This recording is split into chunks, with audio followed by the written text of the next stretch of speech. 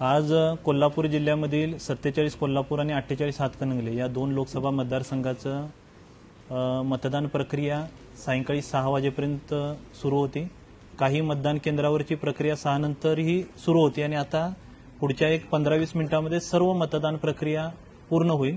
47 कोल्हापूरमधील 2156 आणि 48 हातकणंगलेमधील 1830 या मतदान केंद्रावरची प्रक्रिया आता संपत आहे आणि त्यानंतर सर्व पोलिंग पार्टी ईव्हीएम मशीन आणि सर्व साहित्य घेऊन रिसिव्हिंग सेंटरला येतील आणि रिसिव्हिंग सेंटरवरून सुरक्षेमध्ये आणि जीपीएस असलेल्या कार्गो व्हेकलमधून सर्व मशीन आणि सर्व साहित्य 47 कोल्हापूरसाठी रमणमाळा येथील धान्य गोडाऊनमध्ये आणि 48 हातकणंगलेसाठी राजाराम तलाव येथील इरिगेशनच्या गोडाऊनमध्ये या सर्व मशीन येतील आणि स्ट्रॉंग रूममध्ये सर्व निरीक्षकांच्या उपस्थितीमध्ये उमेदवारांनी राजकीय पक्षाच्या प्रतिनिधींच्या उपस्थितीमध्ये या सर्व मशीन सील केल्या जातील।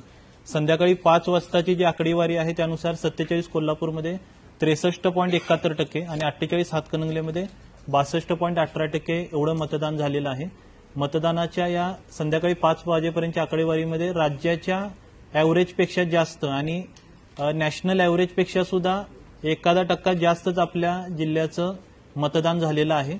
तर या मतदान प्रक्रियेसाठी मतदारांना आम्ही जसं आवाहन केलेलं होतं त्या पद्धतीने मोठ्या संख्येने मतदानासाठी बाहेर आले। त्यासाठी सर्व मतदारांचंही प्रशासनाच्या वतीने मी आभार व्यक्त करतो आणि पूर्ण दिवसभरामध्ये सकाळी 7 वाजल्यापासून सायंकाळी 6 वाजेपर्यंत पूर्ण जिल्ह्यामध्ये शांततापूर्ण वातावरणामध्ये आणि निष्पक्ष वातावरणामध्ये मतदान प्रक्रिया पार पडलेली आहे।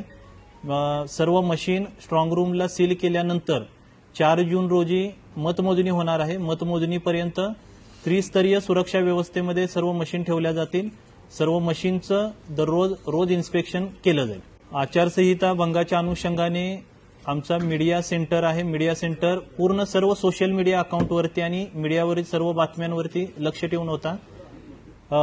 मीडिया सेंटरला 11 सोशल मीडिया अकाउंटवरती काही ठिकाणी मतदानाच्या गोपनीयतेचा भंग केल्याच्या गोष्टी आढळून आल्या। त्या गोष्टी आढळून आल्यानंतर लगेच पोलीस विभागाकडून त्या सर्व पोस्ट आहेत त्या सोशल मीडिया अकाउंटवरून कमी करण्यासाठी डाऊन करण्यासाठी ज्या रिक्वेस्ट सुद्धा गेलेल्या आहेत आणि त्यासोबत या सर्व प्रकरणामध्ये गुन्हे नोंद करण्याची प्रक्रिया सुरू आहे। आतापर्यंत 5 गुन्हे नोंद झालेले आहेत।